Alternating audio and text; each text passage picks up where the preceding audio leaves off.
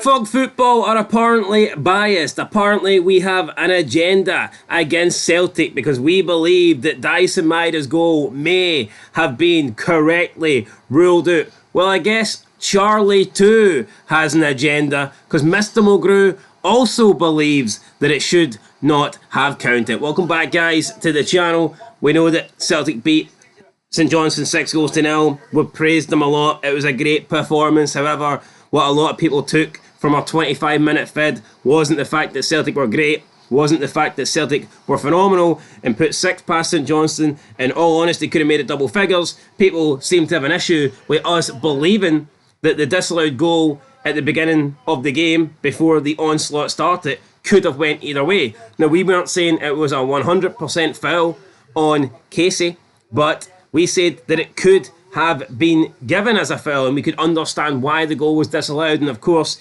people are going to cry, throw their toys at the pram, and they're going to get upset because we're not kissing the ass of Celtic 24/7 in a video. But it appears we're not the only ones because both Alan Hutton and Charlie Mulgrew, former Celtic man Charlie Mulgrew, has come out and said he believed it was a foul as well. Yeah, he did, and that's obviously his former Celtic man and current Celtic man, because let's be honest, he's a Celtic man, Alan Hutton, who I think's a pretty fair pundit. I would describe Alan Hutton he's going to get called a Hun because yes, that's just the way it works. He played for Rangers. You know, I mean, I'm not saying he's the greatest pundit in the world, but I think him, you know, Neil McCann, I think they're very impartial. Seeing you look at this incident, right? The only way I can sympathise with the people who think it wasn't a foul is that maybe you could argue VAR went looking for it, but we see that all the time. Oh, hold on, the St Johnstone player was down on the deck. It was not hard to find. No, I get it. I mean, everyone's celebrating. He's laid flat out. According to Michael Stewart, he didn't see what happened, and I mean, they must have shown about 5 replays, and he still claimed he didn't see what happened. I thought it looked like he ran into Daniel Dubois, not trusted, to be honest. But anyway, one guy that does like to kiss the ass of Celtic is none other than Michael Stewart, and he was doing that a lot today. He believed that it should not have been a foul. He thinks that the goal should have stood. That's what Michael Stewart said on co-commentary, and then obviously Alan Hutton and Charlie Mulgrew putting him in his place. So Michael Stewart says, quote, "Trusty's making a run around the back. It's a real sore one, but that is not a free kick for me. It's a collision, a coming together, but it's 2 players that are just running in separate directions. For me, that's the wrong decision. If you're running somewhere and someone unexpectedly runs into your path, then it's a natural reaction to put your arm up a little bit and try and protect." End of quote.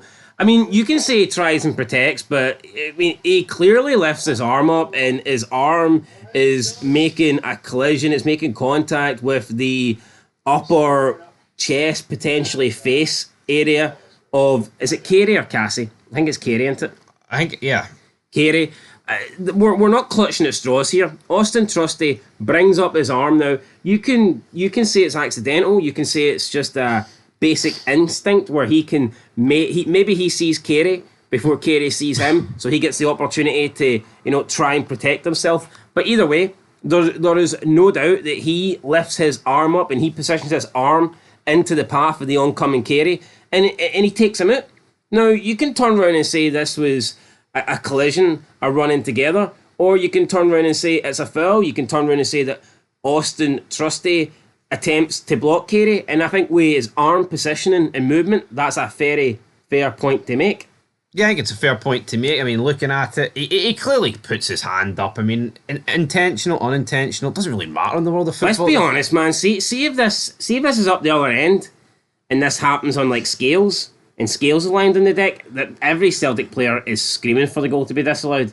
Every Celtic fan is crying for the St Johnstone goal not to count. No, I agree. I'm actually kind of baffled, however, but I'm not kind of baffled, actually. I know what we're dealing with. It's mental that people think there is no way in God's earth this could be given as a foul. We're not saying it's 100% a foul. I'm saying I can simply see why the goal was disallowed, but people are making it this as a travesty. Or SFA are corrupt. How? This could clearly go either way, and we have multiple pundits disagreeing. Yeah, and that's when you know it's a contagious, contagious. Contagious decision. It's spreading to each side. But for me, I'm not going to change my opinion. I think it's I remember watching it, right, and thinking, we'll have to disallow that. See, once I seen the replay, and I saw him get wiped out, I went, they're going to disallow that. The more I see it, the more I'm leaning to it's a foul. Yeah. No, the only, like I said earlier, I think the only thing you can say is, well, they didn't see it straight away. And I think sometimes with VAR, they just like to go searching for stuff, but then this isn't really searching. The guy's laid out on the floor.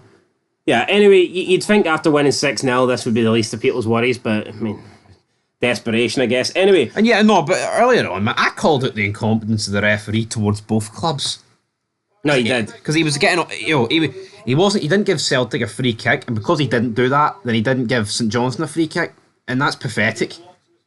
Agreed, but let's see what former Celtic man Charlie Mulgrew said. Now, a lot of people loved Charlie Mulgrew when he was at the club. I wonder if they'll still love him after this. Mulgrew said, quote, "It's really hard. Only Aaron Trusty knows 100% if he sees the player there. I think he sees him and tries to block him, so I think it's a foul." End of quote. Did he call him Aaron? There you go. He did actually. Austin. Well, he's called him Aaron. Austin. Yeah, well, he's made a mess, hasn't he? He's made it. Are you sure he got the right decision here? I mean, he got the name wrong, but he got the decision right in my eyes. So, there you go. Mulgrew believes that Trusty has seen Carey coming in and he's attempted to block him. Therefore, that's a foul. That's Charlie Mulgrew's opinion on the incident. A former Celtic man. He's not crying and bitching and claiming that there's corruption here and that the SFA are against Celtic and they're trying to rig the game. He simply believes this is a foul. And I agree with Charlie Mulgrew. Yeah, we agree with Charlie Mulgrew. I mean, what I just don't get about this is that people are throwing the toys at the pram. Or how's Willie Collum going to answer to this one? I guarantee tomorrow, man, or Monday, whenever they whip out Ref Watch, Dermot Gallagher and his buddies will break this down and be like, correct decision. Aye, just like when they all agreed that the Hearts decision was unfair and harsh. I honestly, I just don't understand why there's so much uproar against this and there's corruption going on here. If you can't see why this has been disallowed, then you are you're blind. No, I could accept it if they were saying, I think that's very harsh. Yeah, because I think it's unfair in Maida. I mean, Maida scored a really good goal. Like we said in the Celtic Hearts game, you can see why the penalties could have been both given, and you can also see why they both might not have been given. I think it's the same here. I think the fact that I didn't notice it initially, I wouldn't have been shocked if it got given. But I think the correct decision is to not give the goal. Yeah, but it's not Dyson Maida's fault. It's one of those things that happen. And you see it all the time in football. Certain people think this should only go one way, which is insane. You see it all the time. I mean, look at, remember Morelos' disallowed goal at Parquet a couple of years ago? Aye. For the corner. And there was nothing in that. And compare the contact. Yeah. No, compare the contact. I mean, Trusty's wiped him out. Intentional or unintentional, man. He's wiped him out. Yeah, this isn't... I mean, people are making it as if this is all two players that have ran into each other or shoulder to shoulder. Austin Trusty's arm is up and it takes out Carey. I mean, it's as simple as that. Yeah. Anyway, Alan Hutton said, quote, "It took me a few times to watch it and see it. If you watch him, he's just trying to get that little yard and then it's a block. Look, it's a really good finish, but you can see what he's trying to do. So I can understand why that was given as a foul." End of quote. I agree with Alan Hutton. When I first seen it, I thought, you know what, that could be 50-50. It kind of does look like a coming together, but the more you see it and the angles you see it from, you do see that when Carey is about to make the contact, Austin Trusty brings up his arm and he puts his arm out in front of Carey. And whether that is just a reaction that you make, whether he is trying to brace himself for impact or protect himself or whatnot, he stuck his arm out in front of Carey, or Casey, whatever his name is, and Casey Ryback's on the street. No disrespect to the St Johnstone defender, midfielder, and he's wiped him out. For me, it is a block, and I think it is a foul. And it's not Dyson Maida's fault because he scored a really good goal, and it's unfortunate for him. But to say that this is 100% a robbery, man, what are people getting at? Yeah, no, you know what? It's one of those ones where if the referee blew the whistle as soon as it happened, no one would care. No one would care. Even if they gave the goal, I wouldn't be crying about it. I would just go, well, I think that should be a foul, but I'd move on. I can see why the referees maybe gave him the benefit of the doubt. But it's the people that are getting on as if this is the worst decision they've ever seen. Yeah. And your team won 6-0. I mean, I can understand you being a little bit aggrieved if St Johnstone actually went on to win 2-0 and you were, trying to cling on to this decision that was the difference maker. But, I mean, in the end, this played little to no part. No.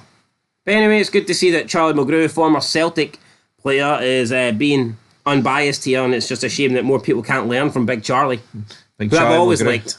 Yeah, I've never no beef with Charlie Mulgrew. Charlie Mulgrew, remember he scored a few goals for us in our career mode one time? Dundee United, remember that? I remember the days. I say he scored a couple. I don't think he scored any goals, but we're giving them the benefit of the doubt. He created a few goals. He Maybe prevented a few. prevented a few Could goals. definitely created a few for the opposition team as well. But anyway, guys, check out the FC25 Aberdeen career mode. It's going strong. It's going well. It's the title fight isn't really happening, but we're hoping to get there sooner or later. But yep, Alan Hutton, Charlie Mulgrew, both think this was a foul. So yeah, I mean, I guess they must be corrupt as well. These two, they must have some agenda. They must be anti-Celtic. Obviously, the Celtic royalty payment.